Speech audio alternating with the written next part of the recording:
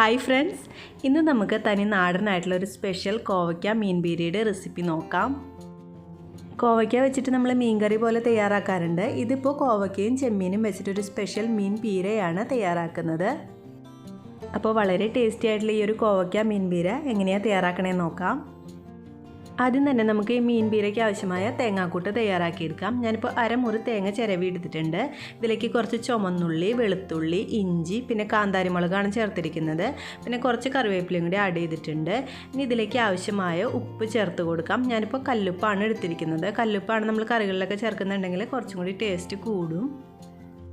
ഇതെല്ലാം കൂടി എടുത്തിട്ട് ജസ്റ്റ് ഒന്ന് ചതച്ചെടുത്തിട്ടുണ്ട്. ഒരുപാട് അരഞ്ഞു പോകണ്ട, ജസ്റ്റ് ഒന്ന് ഇങ്ങനെ ക്രഷ് ചെയ്തെടുക്കുന്ന പോലെ എടുത്താൽ മതി. ഇനി ഈ കറിയിലേക്ക് ചേർക്കാനായിട്ട് ഏകദേശം ഒരു 300 ഗ്രാം അളവിൽ കോവയ്ക്ക എടുത്തിട്ട് 4 ആക്കിയിട്ട് മുറിച്ച് വെച്ചിട്ടുണ്ട്. അതിലേക്ക് നമുക്ക് ഈ തേങ്ങാക്കൂട്ട് ചേർത്ത് കൊടുക്കാം.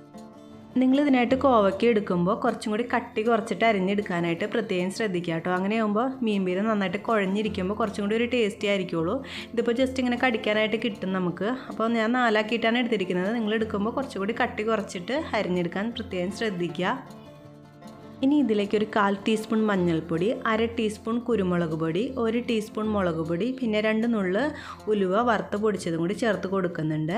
പിന്നെ ഇതിലേക്ക് നമ്മൾ 2 ടീസ്പൂൺ അളവിൽ വെളിച്ചെണ്ണയും കൂടി ആഡ് ചെയ്തിട്ട് നന്നായിട്ടൊന്ന് കൈ വെച്ചിട്ട് മിക്സ് ചെയ്ത് കൊടുക്കാം. നല്ല രീതിയിൽ തന്നെ കൈവച്ചിട്ട് നന്നായിട്ട് തിരുമ്മി മിക്സ് ചെയ്ത് കൊടുക്കണം. ഇനി ഇതിലേക്ക് നമ്മളൊരു 100 ഗ്രാം അളവിൽ ചെമ്മീൻ ചേർത്ത് കൊടുക്കുന്നുണ്ട്. ഈ ചെമ്മീൻ കോവക്കയുടെ കൂടെ ആഡ് ചെയ്ത് കൊടുക്കുമ്പോൾ ഒരു പ്രത്യേക ടേസ്റ്റാണ്. അപ്പോൾ ഇതും കൂടി ആഡ് ചെയ്തിട്ട് നമുക്ക് ഒന്നും കൂടി ഒന്ന് മിക്സ് ചെയ്ത് കൊടുക്കാം. ചെമ്മീൻ ചേർത്ത ശേഷം പിന്നെ ഒരുപാട് ശക്തിയിലൊന്നും മിക്സ് ചെയ്ത് കൊടുക്കണ്ട. അപ്പോൾ ചെമ്മീൻ ഇങ്ങനെ ഉടഞ്ഞു പോകും.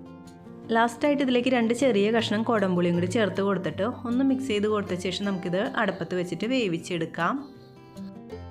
അപ്പോൾ ഇതിലേക്ക് ചേർക്കാനായിട്ട് നിങ്ങളുടെ കയ്യിൽ ചെമ്മീൻ ഇല്ലയെന്നുണ്ടെങ്കിൽ അതിന് പകരം ഉണക്ക ചെമ്മീൻ ചേർത്ത് കൊടുത്താലും മതി.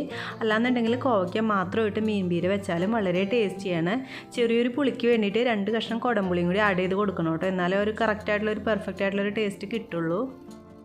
ഇപ്പോൾ കറി ഒന്ന് തിളച്ച് വന്നു തുടങ്ങിയിട്ടുണ്ട്. ഇതിലേക്ക് നമ്മൾ പ്രത്യേകിച്ച് വെള്ളമൊന്നും ആഡ് ചെയ്ത് കൊടുക്കണ്ട, അല്ലാതെ തന്നെ അതിൽ നിന്ന് വെള്ളം ഇറങ്ങി വന്നോളും. ഇനി നമുക്ക് തീ കുറച്ചിട്ടിട്ട് ഒരു 15 മിനിറ്റോളം വേവിച്ചെടുക്കാം.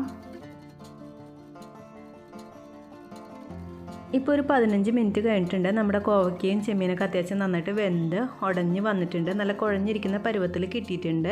ശരിക്കും ഒന്നും കൂടി കുഴഞ്ഞ് കിട്ടാനായിട്ട് ഞാൻ പറയുന്നത് പോലെ നിങ്ങൾ കുറച്ചും കൂടി കട്ടി കുറച്ചിട്ട് കോവയ്ക്ക അരിഞ്ഞെടുക്കണം.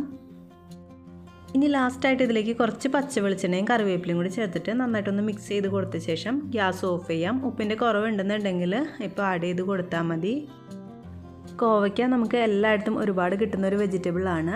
അപ്പോൾ ഈ ഒരു രീതിയിൽ നിങ്ങൾ എന്തായാലും ഒന്ന് ട്രൈ ചെയ്ത് നോക്കൂ. ഈ കോവയ്ക്കയും ചെമ്മീനും വെച്ചിട്ട് മീൻ പീര തയ്യാറാക്കിയ ശരിക്കും ആ ഒരു മീൻ പീരയുടെ ടേസ്റ്റ് തന്നെയാണ് നമുക്ക് കിട്ടുന്നത്. അപ്പോൾ നിങ്ങൾ ഈ റെസിപ്പി ട്രൈ ചെയ്തിട്ട് അഭിപ്രായങ്ങൾ എന്നെ അറിയിക്കാനായിട്ട് മറക്കരുത്. താങ്ക്